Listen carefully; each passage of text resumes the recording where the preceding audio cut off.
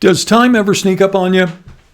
It was like all of a sudden, poof, what you had planned is suddenly, I thought it was earlier. I thought it was later. I thought that, are you a punctual person? I guess that's what I'm actually.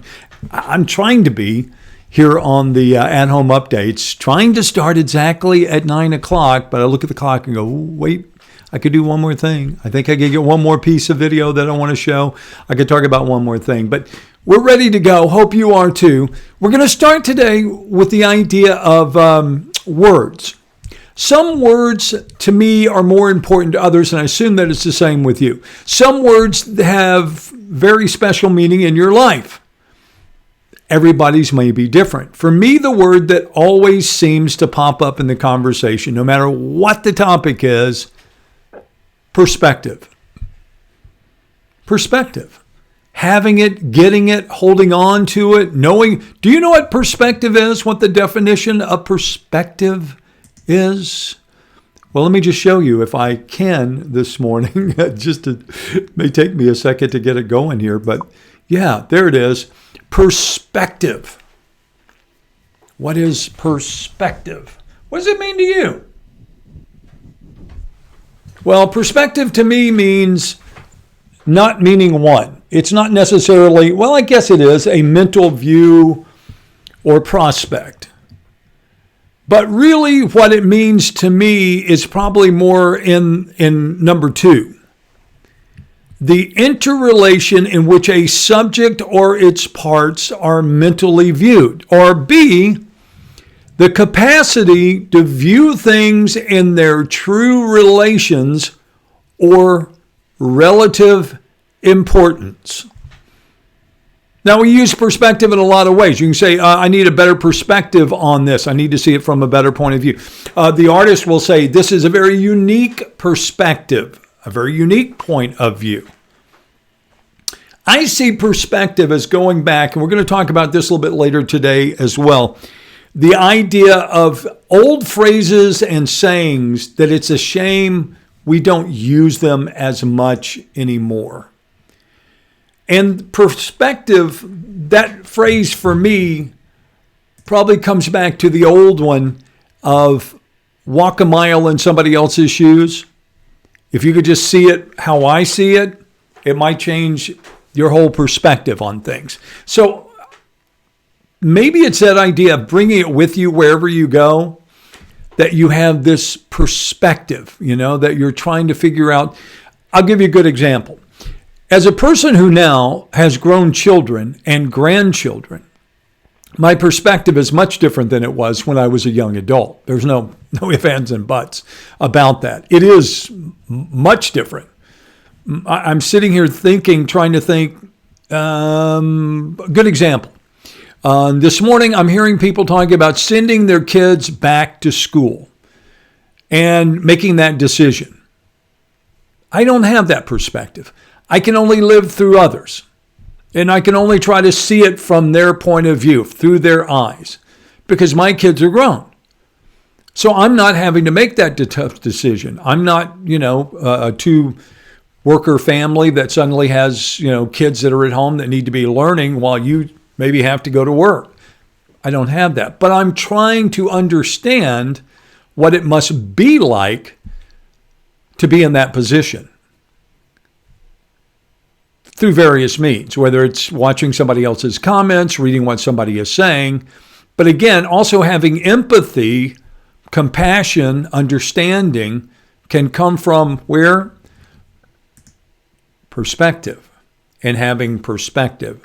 That's my word of the day, if you will, or the one that I'm thinking of as one of those words that has a little bit of a different meaning for me than, maybe for you.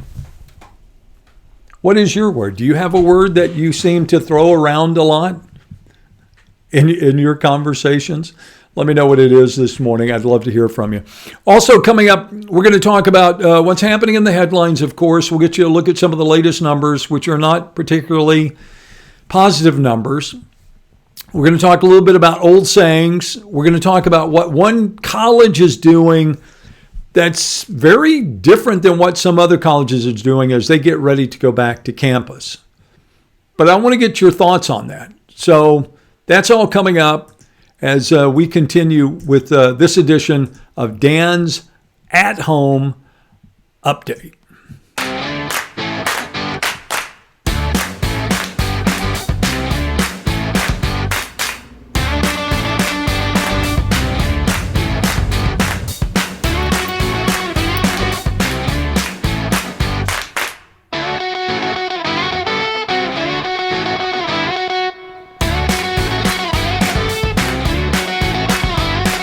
So good morning once again, and welcome into my house. This is my corner of the world, and we always invite you in. We're glad you're here with us. We've been doing this for months now, where we just spend a little bit of time, casual conversation, unlike a news broadcast where it's like next story, next story, next story. We have time to kind of break it down, chew on it, look at it from a lot of different directions, and hopefully bring you stories that maybe you haven't seen or weren't stories that maybe people were talking about in your corner of the world.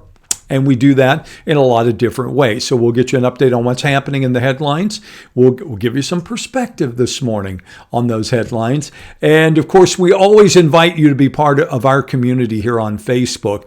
The way you do that is simply by posting up, if you want, we call them shout outs, just hello, how are you? Good morning, where you're watching from. There's a good one. Chason has got one for me. I'm gonna there we go. On the move there, Chason, kind of move it around for you so that we can see everybody's comments.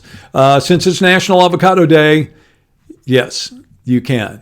You can walk out if you want to. I hope you'll stay, but you can walk out if you want to. Marie Jackson, good morning to you. James Pogue, thanks for checking in. Also, Tammy is with us this morning. A nice good morning from Nina McCarver. Always pleased to see you. Charlotte Hollingsworth, good morning from Winnie, Texas. Hope you're doing okay. Charlene Purdue, you've got my mindset this morning. It is Friday. And I am, I thought that I'd lost all, days just kind of ran together. But no, Friday still has importance. Even in the middle of a pandemic, even if you're still working, it's like Friday. Jean Boyd, good morning to you this morning. Tammy Cromwell, love it, Dan. Well, thank you so much. Gloria Thomas, San Francisco, California.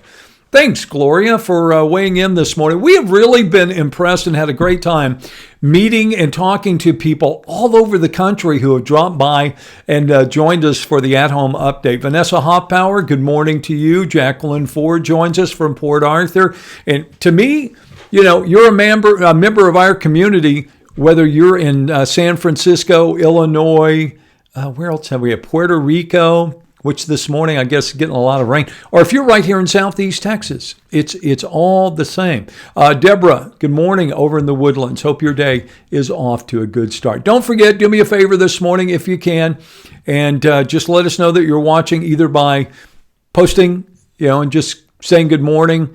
Give us an idea of what you've got planned for the weekend, something you want to comment, question that you might have. Or if you would like, you can also reach over there and just give us the little blue circle. You know what I'm talking about. And that would be appreciated as well. All right, let's get to it. Let's get you up to speed this morning on what's happening in your headlines. And we'll start things off with what's happening on KFDM.com, because it is a good place to start. Kind of get caught up on what's happening in your community.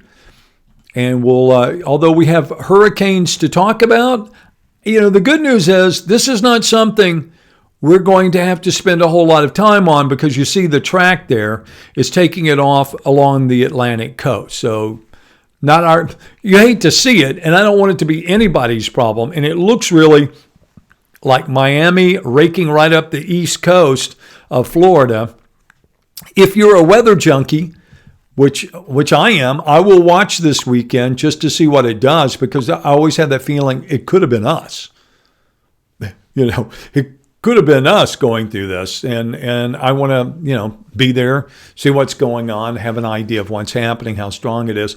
Also, this morning, if you haven't seen it yet, an interesting story out of Nederland ISD, not unlike many other schools who are, how do you make plans when the targets are always changing? It's like, how do you hit a bullseye if the target is always moving? And that's kind of what it's been like, it seems, for school districts.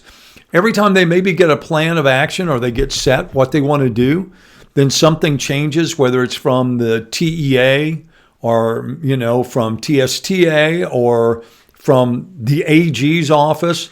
And you're like, okay, we'll try again. But Nederland has decided that they're going to move back. You're going to see it right there. It says they're going to delay the start until August 31st. Not an easy decision, they say, but one they feel like works for their district.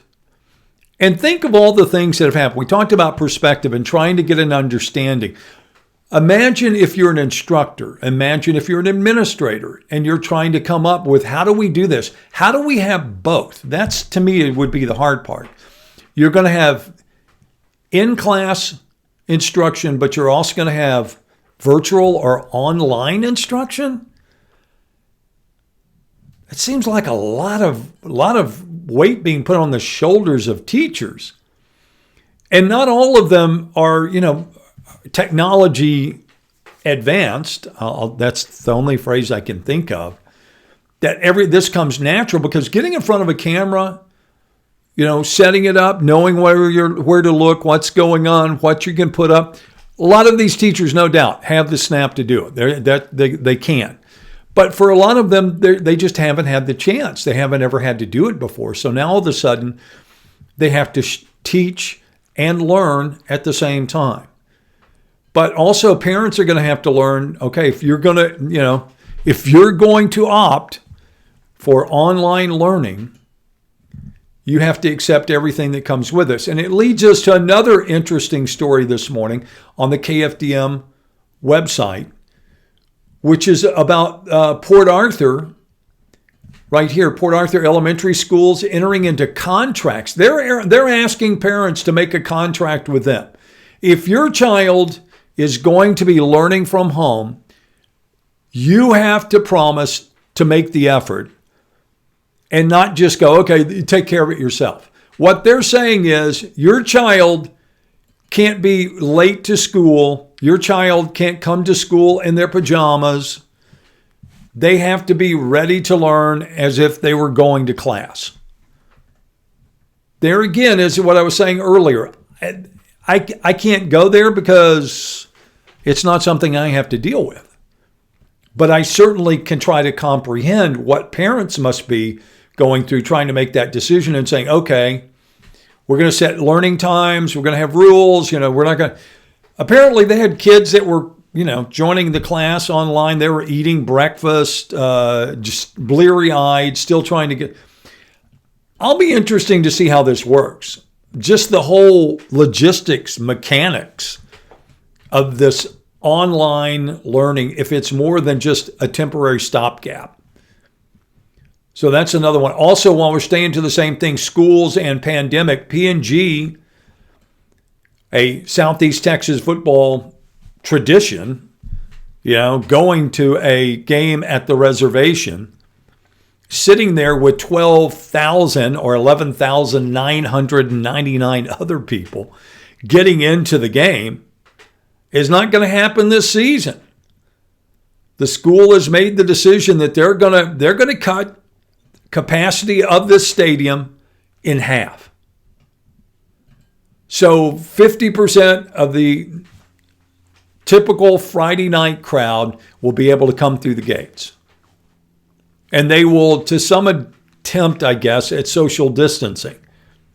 6,000 people in one place still seems like a lot of people in one place. And we're still a long way from the first football game. We'll see how that goes once practices start, once, teams. Football is a little bit different than golf, or even soccer. That's a physical sport. People breathing on each other, in huddles, at the line of scrimmage. Hard to be avoided. So those are just some of the stories we're watching here in Southeast Texas. You can go to KFDM.com and certainly jump in. And as I always say, take your time. There's no pressure. You don't need to hurry. Do what you need to do. Come back to it. It's always there. That's the beautiful thing about it. It's like watching television on demand. You don't really have to watch shows at 9 o'clock at night anymore. You don't stay up that late. You just watch it on demand. You can do the same thing with these news stories. All right, so moving on with a couple of other stories that I want to hit you with on this Friday before we run out of time. One is the latest numbers. As always, take them however you want them, but these are the numbers. There are 9,296 Texans in the hospital as of yesterday. That's 438 more than there were a week ago. 8,800 new cases reported yesterday. Close to over 100 in Southeast Texas, easy. And again, these are numbers from Texas Tribune. And then you also have the most important number of all, I guess, although hospitalizations, as we've said from the beginning, are really key.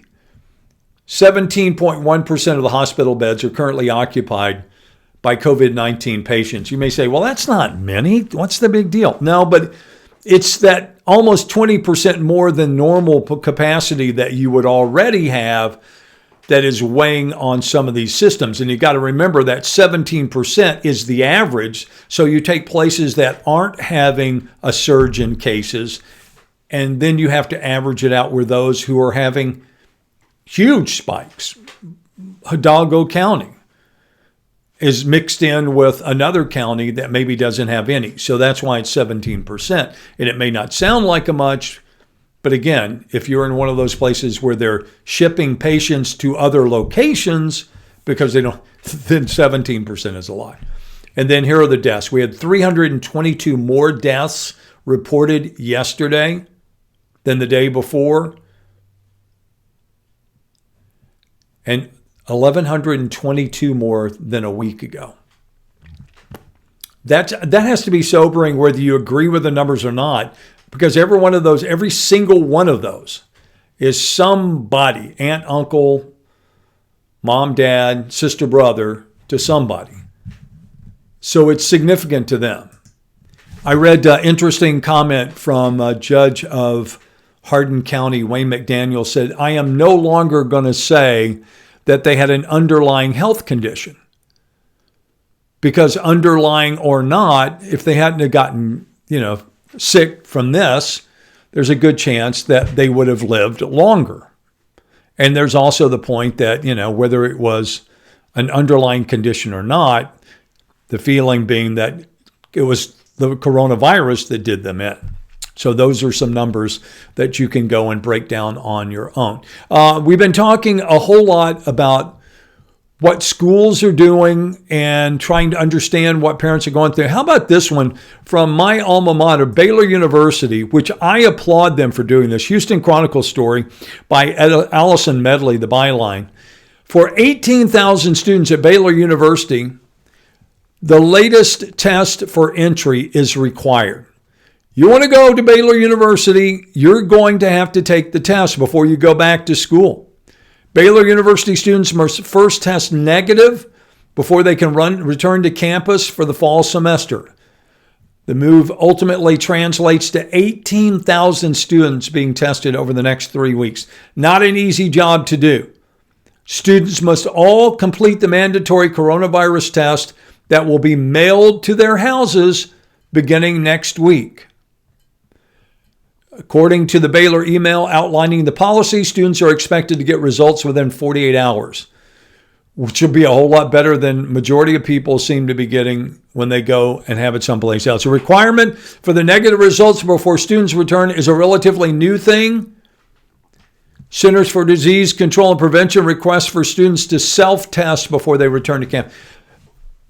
A lot of people saying that's not an effective recommendation. So again, Baylor going one step further to do this. Some say it's a smart move. As you can see there, other people say not so much. You're welcome to let me know what you think about that.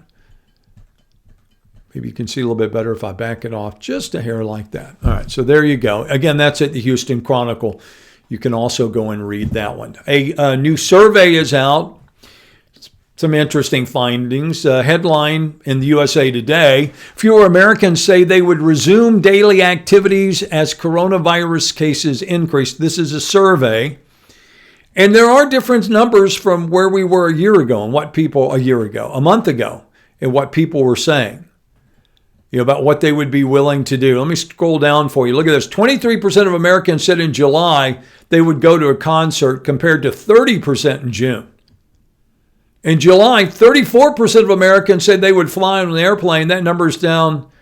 It's down to 34. It was at 39. 54% of Americans say they would attend a funeral. According to the July 6th survey, a 5% point drop from June. Only 30% of Americans said they would go to the movies on July 16th compared with 36% in June. I don't know. Again, changing what? You know where I'm going if you've been with us from the beginning. Changing perspective.